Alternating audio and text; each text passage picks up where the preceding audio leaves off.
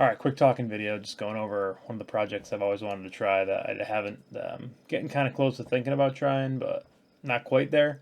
Just in the planning stages of if I were to try this project, how would I go about it? It's that time of year. It's June 25th today, pretty much early summer, every summer. I want a Jeep, right? First time down to the beach, you see someone rolling to the beach with the Jeep. Nice bright color, tops off, got the sandals on. Like you're like, damn, I want that. So then, of course, you hop on Facebook Marketplace, and you're like, damn, I can get a running, driving Jeep, either a Wrangler or maybe a Cherokee or even a YJ, something old. A running, driving Jeep for like $1,000. Like that's out there, that exists. It's got 240 on it, and it's a piece of crap, and it's rotted. But it's like, wow, running, driving Jeep for $1,000. I live in New England, Connecticut, so it's like there's cheap Jeeps out there, but that's how they get you. That's a trap because $1,000 Jeep is actually going to turn into a $5,000 Jeep by the time you're done fixing it up. But anyway, I mean, you start looking, and like there's Jeeps out there for cheap, so that makes me want a Jeep even more. And you start looking, you're looking, and they're all rotted out really bad. All the frames in New England are literally shot, like the frames are dust. So then it's kind of like, all right, do I want to try to buy one that runs and drives, has a decent powertrain, and then try to find a frame and frame swap it? You could do that. Pretty much, like, there's a lot of good powertrains out there. Like, running and driving is not a problem. Those Jeeps last a long time, and there's plenty of, like, good powertrains out there in my area. Yeah, that come in a cheap Jeep package, right? Like one that's smashed up or rotted or rusted or whatever. So, like, you can find the powertrain. You can't find really a good, complete, solid frame and a good powertrain for cheap. That's when it gets expensive. But you can find good frames because people like bail on their projects or bring a frame up from the south or something. Like, there's enough pieces out there on Facebook to put a good Jeep together. And then the other thought's like, all right, do you just buy like a rotted out one, throw some booger welds on the frame, plate it up, and just run it for the summer? Like, that thing would probably last forever, honestly. Some of them are pretty bad, but like you can tie the lower control arms back into the frame and like just patch the thing up and drive it, and I feel like that'd be fine. That's option one. But once you buy one of these Jeeps and you start doing a bunch of work to it, like working on a rusty frame sucks. I've done that. It's not fun. Like, you're starting to get into like kind of borderline a lot of work. It's like, how custom do you want to get? Because that doing that kind of work sucks. So then I'm always looking on Facebook. I see like you can buy frames from other vehicles like as rolling chassis. I see those are pretty cheap all the time. Like, I was just looking, I found like an F250, F350 Super Duty frame from what year did they start coil spring? 2005 and up. Like, you can find 2005 and up, especially 6.4s because those explode. The 6.4 Power Strokes, whole chassis, rolling chassis, front and rear axles, for like way less than $1,000. Like sometimes $500 or less. So you're like, wow, all right. So I could have 1-ton axles, coil spring in the front, leaf spring in the rear, just like a Jeep, on a Super Duty frame that will never rust, and then throw the Jeep body on that, and then, I mean, man, that seems like a really solid little chassis starting for what could be a pretty sweet project.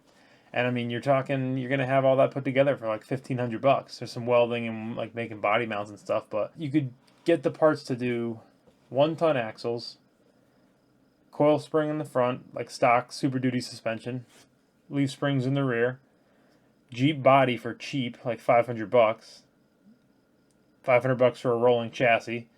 Put the Jeep body on the frame, and you got like a sweet looking Jeep for like $1,000. And now the frame's not rotted out; it'll never rot out. Those Super Duty frames are pretty legit, and sometimes they're like in really good shape. So then you just need a powertrain, which you could even take that out of the Jeep. Maybe the problem is at that point, like, you probably want to go standalone ECU. Like, I don't really feel like doing all the wiring, like pulling it out of the Jeep body and trying to make the Jeep stuff run. That's not that straightforward. I feel like it could be. I actually don't know a lot about that, but like the 4-liter straight 6 Jeep engines, how easy is it to get that to run in a different chassis? Like, are there standalone harnesses, or maybe try to reuse the original one? That I don't know that well. But say you did, then you could just reuse the Jeep powertrain in this Super Duty frame. That'd be sweet. Or then, like, because my head goes right to LS swap. Like, you could do the 4.8 or the 5.3 Vortec out of a Silverado 1500. Those are literally a dime a dozen, like basically free. Those are everywhere. And then it's a 4L60E transmission in those trucks, which is a 4-speed, kind of junk, but again, super cheap. 4-wheel drive, you can get the transfer case models. You could buy that entire powertrain for like $500. I've seen it, you know, with under 200,000 miles. Then you weld, you make motor mounts, transmission mounts. You got the 5.3 or the 4.8 with the transmission, automatic transmission, and a transfer case sitting in a Super Duty chassis. In my head, I'm thinking you could have engine, transmission, transfer case sitting on the Super Duty chassis. God, that's like literally in a weekend. Drop the Jeep body on top of it. You're gonna want to do a body lift anyway, so it doesn't really matter. Like you could get the body on top of that powertrain. Now, I mean, you got pretty much everything you need for a sweet little project. What am I missing? Yeah, I mean, you got axles, transmission, transfer case, engine, body, frame, suspension. Yeah, and then if I said axles or not, you need drive shafts at that point and an ECU. And like the Holley Terminator is so easy to set up. I mean, you could have that thing running. You need the Terminator X Max actually to run the transmission controls, and that's the only problem. That's like $2,000. It's like $2,000 for the ECU and a wiring harness. You got $2,000 in the ECU.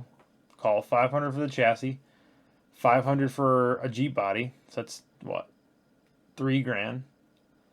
Probably $1,000 in drive shafts. So $4,000. And then easily $1,000 in like nonsense. I mean, probably the easiest way to do it would be to buy like a rotted out Silverado, so you can just be stealing stuff off that. You need like the radiator and a bunch of nonsense like that, where if you bought that stuff all new, it'd nickel and dime you. But if you had another truck, or even like I think like a Trailblazer comes with a 5.3, or a Tahoe, that'd be perfect. Find a rotted Tahoe, one of those ones where the frame has like fucking holes from front to rear underneath. Like, can't drive it, can't give those things away, but runs and drives. Take all that stuff, throw it in the Super Duty frame, drop the Jeep body on top with some of those like neoprene body spacers, or like the rubber ones, whatever those are, the cheap ones. Weld up some body mounts. That can be just square tube, and that'd be a sweet little setup. I feel like maybe only other issue I'd see is you have to shorten that Super Duty frame. Like, that's gonna be way too long. I was thinking like you could probably fit a JK Jeep that would be closer wheelbase wise to like a regular cab F250, but those bodies are more expensive, and computers and stuff like the TJs are pretty straightforward, pretty simple tubs. You gotta shorten the frame. That's definitely a major. That's not easy, but it's doable, right? Just take some measurements, tack it up, make it level. It's definitely doable. Then mounting that Jeep body on would be kind of shitty. That would not be easy to do. Like you gotta, there's a lot to check. I don't know of any kits that would put a Jeep body on that chassis. But if you had two body mounts that are like close from the existing Super Duty ones to the Jeep body mounts, then you can just fab up the rest of the stuff to make like brackets to connect it. I mean, yeah, that seems like that's not that bad of a project, honestly. Like I'm tempted to go start buying some parts. I already know that, like, I did the swap my BMW. The swaps get expensive quick, which is kind of shitty because you forget a bunch of stuff. I don't know. Seems like that's pretty doable. And like you put $5 or $6 into that setup. You got a LS swap Jeep, 1-ton axles, running, driving on a Holley. So like that's just a sweet setup. Whereas if you go buy a $6,000 Jeep around here, like, it's fine, it's in decent shape, but it's nothing special. That would be a sweet rig. Then you can just throw 35s, 37s, even 40s right on it with those 1-ton axles, and it's fine forever. Problem is, it would look a little ridiculous because those axles are, I think, I looked it up, they're like 12 inches wider than stock. So that's kind of shitty if you're going off-roading around here, like it's tight trails and stuff. But, you know, if you're going to do like serious wheeling, you want that extra width, and you want the 1-ton axles. So I've seen mock-ups online of 1-ton axles. As long as you got big wheels and tires, it looks pretty legit. And then, yes, like back to powertrain, you could use the Jeep stuff. The 4-liter is like powerful enough. It'd be slow with big tires. The automatics are pretty robust. The manuals are fine. I don't love the manual, and honestly, if you're going to be wheeling or going off-road, I don't even really want a manual. That kind of sucks, so I want an auto. The 4L60E is kind of junk. Those are not good transmissions, but, you know, they do go miles sometimes. 4L80 is better. That's out of a 2500 HD Chevy, but those are more expensive, and they're kind of junk too. I mean, they're like fine, but, you know, if you're towing stuff in a 1-ton truck setting, they're junk. I think in a Jeep swap they'd be perfect. And, you know, any better trans like the 2007 and up 2500 Silverados, those come with the 6L, yeah, 6L80. That's like the 6-speed upgraded version. That's a better transmission. but you can't run that with the Terminator X without like another transmission control module, and it's like kind of more, it's a bigger deal to run that. I don't think that's worth doing. I would just do the 4-speed. Um, and God, I feel like you could have a pretty sweet setup. So I've been kind of seriously thinking about that. Still planning it out. Probably going to do a spreadsheet and like a parts list. The Terminator gets that thing running in an afternoon. The fuel tank, you could rig up a fuel system for that, even if it's an auxiliary tank. Got a ton of room for exhaust.